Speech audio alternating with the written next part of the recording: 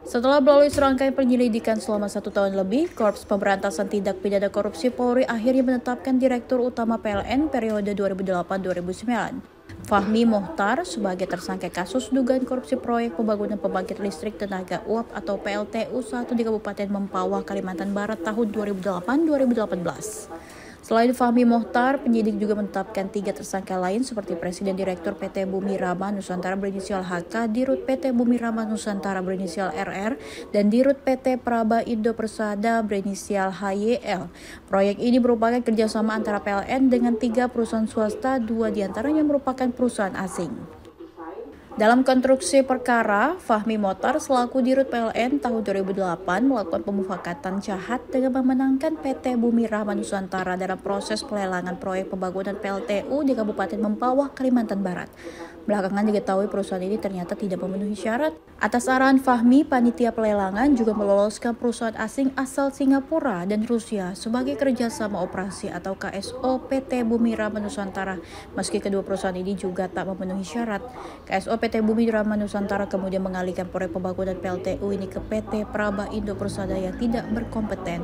Dalam penandatanganan kontrak antara PLN dengan PT Bumi Rama Nusantara disepakati pengerjaan proyek PLTU akan dilakukan pada tanggal 28 Desember 2008 hingga 28 Februari 2012. Namun hingga kini proyek ini tak kunjung rampung alias mangkrak meski sudah 10 kali dilakukan amandemen. Akibatnya kerugian keuangan negara ditaksir mencapai 1 triliun lebih. Jadi posisi kasus yang pertama, pada tahun 2008 PT PLN mengadakan lelang ulang untuk pekerjaan pembangunan pembangkit listrik tenaga uap PLTU 1 Kalimantan Barat. Dalam pelaksanaan lelang, diketahui bahwa panitia pengadaan atas arahan Direktur Utama PLN TSK FM telah meloloskan dan memenangkan KSO BRN Alton OJSC meskipun tidak memenuhi syarat teknis maupun administrasi dengan nilai kontrak 80.848.341 USD dan 507.424.168.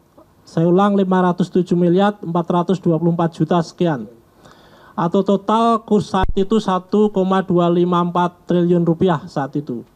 Meski sudah berstatus tersangka, penyidik belum melakukan penahanan karena akan terlebih dahulu merampungkan berkas perkara. Penyidik masih terus berkoordinasi dengan pihak kejaksaan terkait penanganan perkara ini. Dari Jakarta, Lydia Junita, Theo Fandi, Berita Nasional TV.